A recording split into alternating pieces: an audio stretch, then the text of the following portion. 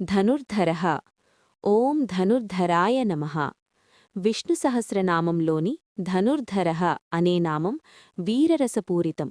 ధనుః అంటే బిల్లు, ధరః అంటే ధరించేవాడు. విల్లును ధరించి ధర్మరక్షణ కోసం యుద్ధం చేసేవాడు. అవతారాలలో శ్రీరాముడు కోదండాన్ని ధరించి రాక్షసులను సంహరించాడు. ఆదిశంకరాచార్యులు ప్రకారం ధనుర్ధరః అంటే సాంగధనుస్సు ధరించినవాడు. దుష్టనిగ్రహం, శిష్టరక్షణం చేయుటలో శక్తిశాలి. పరాశర భట్టారు ప్రకారం శ్రీమన్నారాయణుడు తన సాంగధనుస్సుతో భక్తులను రక్షించి శత్రువులను సంహరించేవాడు. ఆయన ఆయుధాలు భక్త పరిరక్షణకే. ధర్మస్థాపన కోసం దివ్యధనుస్సును ధరించిన రక్షకుడే ధనుర్ధరః. ధనుర్వేదః. ఓం ధనుర్వేదాయ నమః. విష్ణు సహస్రనామంలోని ధనుర్వేదః అనే నామం లోతైన భావాన్ని సూచిస్తుంది. ధనుః అంటే విల్లు, వేదః అంటే జ్ఞానం. సమస్త ధనుర్విద్యకు మూలస్వరూపుడు, యుద్ధశాస్త్రానికి ఆదికారణుడు పరమాత్మ. ఆది శంకరాచార్యుల ప్రకారం ధనుర్వేదః అంటే ధనుర్విద్యను తెలిసినవాడు మాత్రమే కాదు, ఆ విద్యకు ఆధారమైన పరబ్రహ్మ. శారంగధనుస్సు ధరించి దుష్టనిగ్రహం చేయువాడు.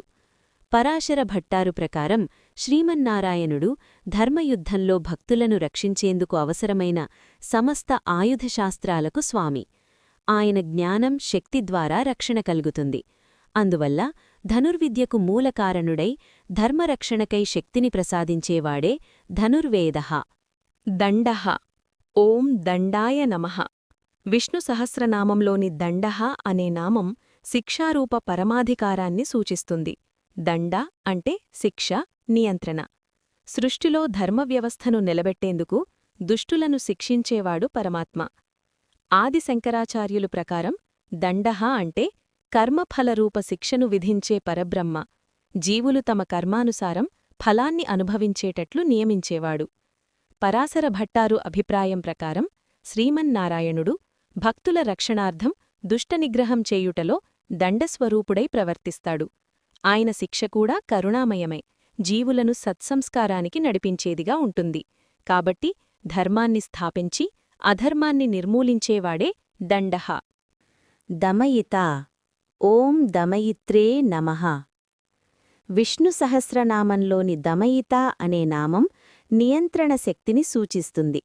దమ అంటే వశీకరణం, నియమనం. దమయిత అంటే నియంత్రించేవాడు. సమస్త భూతాలను, ఇంద్రియాలను, మనస్సును తన నియమానుసారం నడిపించేవాడు పరమాత్మ.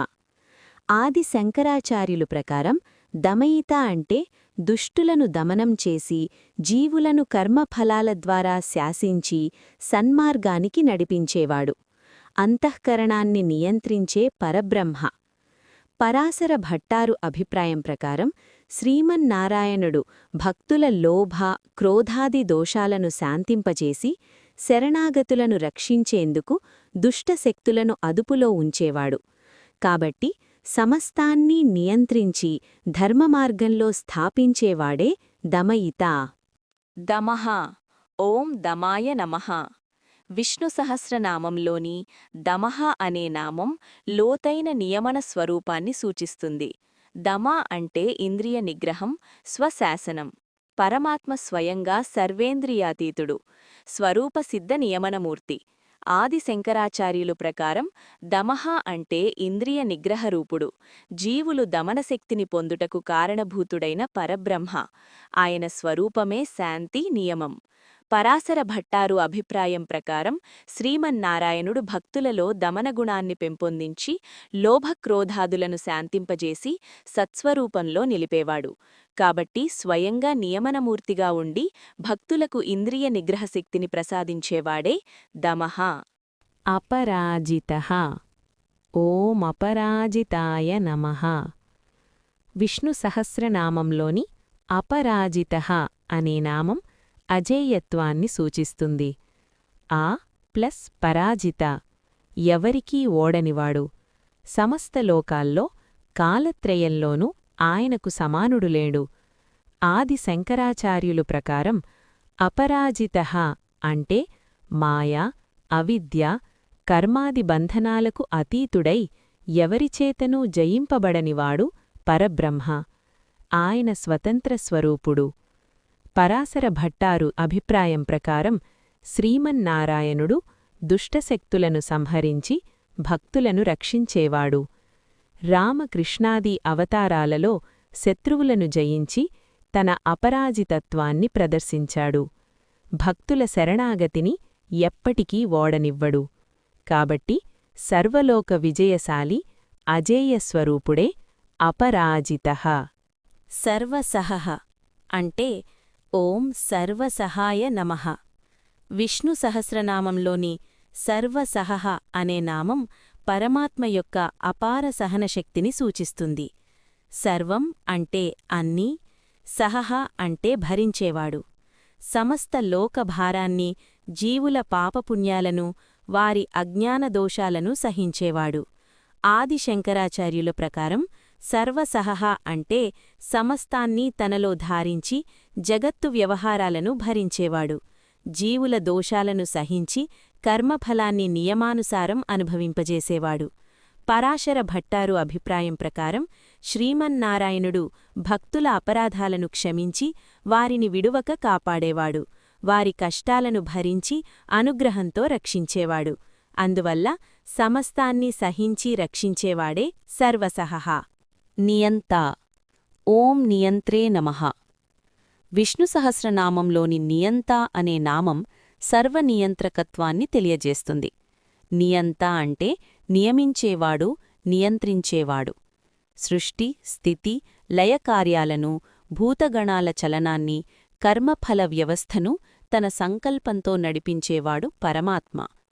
ఆదిశంకరాచార్యుల ప్రకారం నియంత అంటే అంతర్యామిగా సమస్త హృదయాలలో నివసించి జీవుల క్రియలను ఆత్మసాక్షిగా నియంత్రించే పరబ్రహ్మ. ఆయన స్వతంత్రుడు, ఇతరుల ఆధీనంలో లేడు. పరాశర భట్టారు అభిప్రాయం ప్రకారం శ్రీమన్నారాయణుడు భక్తుల జీవనాన్ని సత్సంకల్పంతో నడిపించి ధర్మమార్గంలో స్థిరపరచి పరమపదానికి చేర్చేవాడు. కాబట్టి సమస్త జగత్తును తన దివ్య సంకల్పంతో నడిపించేవాడే నియంత. అనియమః. ఓం అనియమాయ నమః. విష్ణు సహస్రనామంలోని అనియమః అనే నామం పరమాత్మ యొక్క స్వాతంత్ర్యాన్ని సూచిస్తుంది.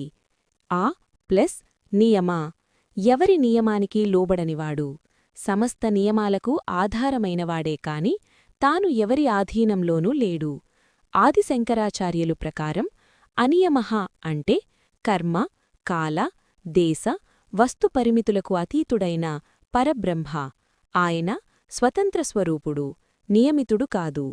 పరాశర భట్టారు అభిప్రాయం ప్రకారం శ్రీమన్నారాయణుడు తన కృపాప్రసాదంలో ఏ నియమానికి బద్ధుడు కాదు.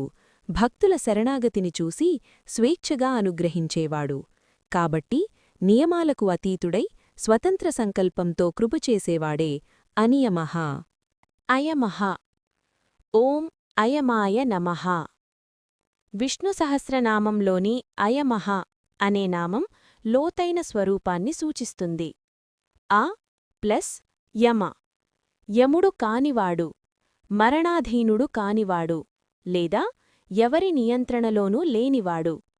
సమస్త ప్రాణులపై యమధర్మరాజు అధికారం కలిగిన యముడు కూడా పరమాత్మ నియమానుసారమే కార్యం నిర్వహిస్తాడు. ఆది శంకరాచార్యులు ప్రకారం అయమః అంటే మరణధర్మానికి అతీతుడైన పరబ్రహ్మ, జనన మరణరహితుడు, నిత్యస్వరూపుడు. పరాశర భట్టారు అభిప్రాయం ప్రకారం శ్రీమన్నారాయణుడు భక్తులను యమభయం నుండి రక్షించి వారికి అమృతత్వరూప మోక్షాన్ని ప్రసాదించేవాడు. కాబట్టి మరణానికి అతీతుడై భక్తులను రక్షించేవాడే అయమః.